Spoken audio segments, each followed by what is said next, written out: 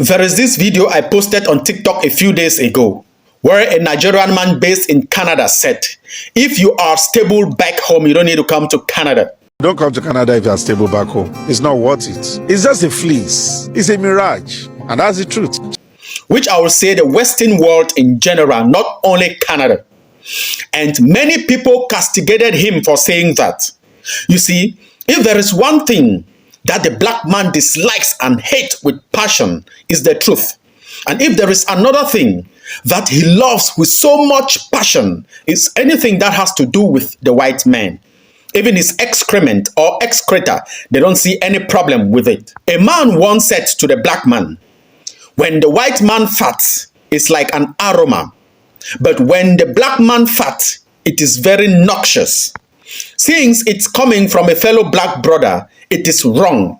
But if it were the white man saying that, we will all accept and even hail him for saying so. This is so sickened and frustrating to some of the enlightened Africans who want to take the continent forward. This sluggish and reluctant mindset is what has retained or retarded Africa's development. Remember, the reason the Israelites spent 40 years in the wilderness is because of their lack of faith. Their faith was not very strong. It was a 40-day journey.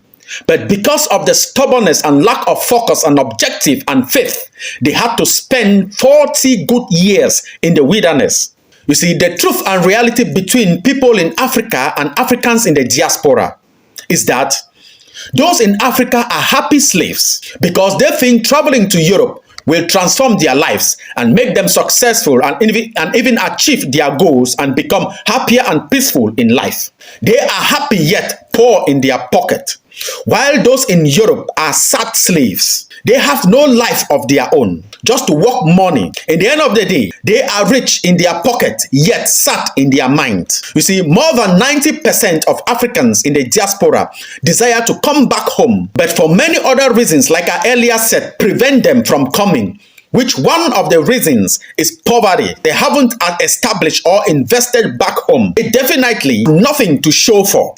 Even those that have managed to invest in Africa, more than 90% live in debt. They took loans from the government or from the banks, invested it in Africa, hoping to pay it. Remember, the loans and debt system is another form of slavery, holding one bondage and captive for life. Haven't you noticed that the Western world encourage debt and loans? Why do they encourage debt and loans? They even hold programs to encourage, to advise people to take loans if they cannot meet up with their life goals and expectations. Do you think it's because they love you so much? They explore and exploit you financially and your liberty and freedom. Like I always say, and I repeat it, the time is coming and now is the time where rich people will be measured in terms of debt. The richest will be the debt-free ones. There are people who don't even have money in the bank yet happy than some with billions in the banks. Some of the reasons is because they don't own the money in the bank.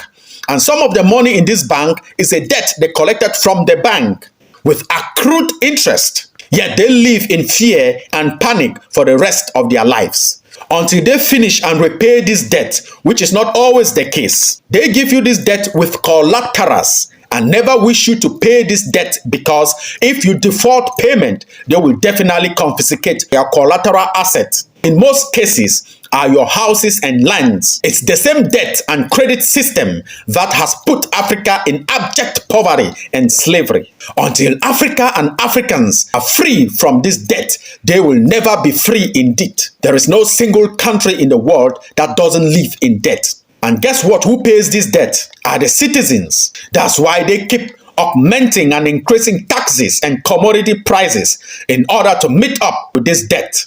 Statistics show that America is the first country in the world that owes debt, trillions, even quadrillions of dollars. And do you know who they owe this to? I give you this as a food for thought. Make your research. So come to think about it.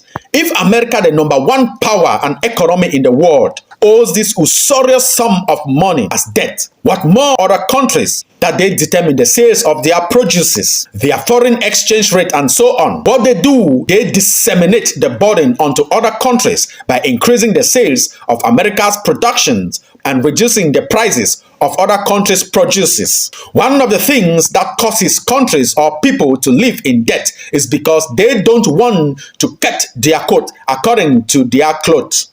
They want to live a life of surplus and abundance. Second of the reasons is lack of capital to invest, which is often a very good reason to go for a loan. What usually cut them short is the accrued and usurious interest rate that makes them to be unable to pay the principal, which might eventually end up, losing their assets and investment in the end of the day. And second of the reasons why Africans don't want to return back home is because of pride. Pride has caused many Africans in the diaspora not to return to Africa. They prefer to be tormented by the system and despised, relegated, marginalized than to be with their own brothers and sisters. They believe the highest height a black man needs to attain and keep is for him to be accepted by the white folks as humans. So a black man that is accepted by the white folks seems to be better off than the fellow brothers and sisters. Or even some that are married to the white folks consider themselves superior blacks to the other black people. I rather see it as the most inferior and brainwashed black people, because you hate who you truly are. If you hate your own race from which you come from, definitely you hate your own self. If you hate your brother with whom you share the same ethnicity with, then you hate your own self. You are suffering from identity kwashiorkor or crisis. Remember, even when Moses was trying to free the Israelites in the hands of a cruel king, the Israelites complained that they had better stayed in slavery in Egypt, yet having what to eat, than to travel in the desert to the promised land without water to drink. They forgot to know that even in Egypt, Moses was better off than them. He was the son of the king, but he decided to abandon all the privileges he had, for the sake of his people, to free his people from bondage and agony.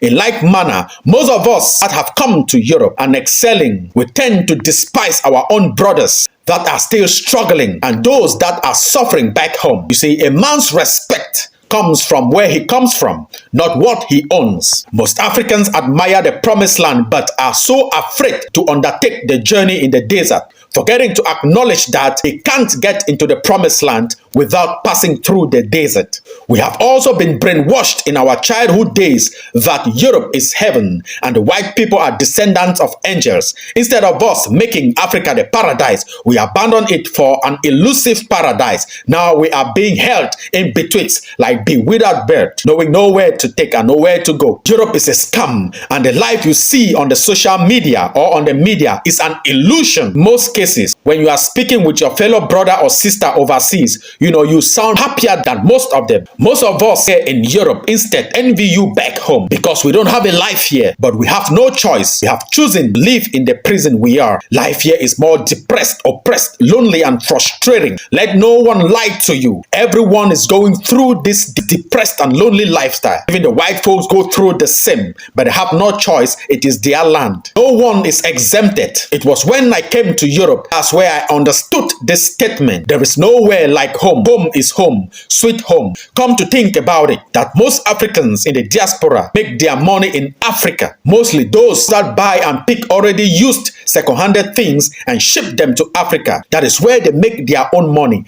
Africa is the market, which means what the Africans need is capital, not Europe. Someone once said, the poor die poor not because they are lazy, but because they lack access to capital. So my brothers and sisters that are in Europe, stop calling those in Africa lazy. They are not lazy. They simply lack job opportunities and access to capital. If you want to know that they are not lazy, provide them with capital. Let me tell you this. There is no African in the diaspora that doesn't desire to return home. Remember, ignorance is not an excuse. For warned is for armed. Thank you very much. Goodbye for now.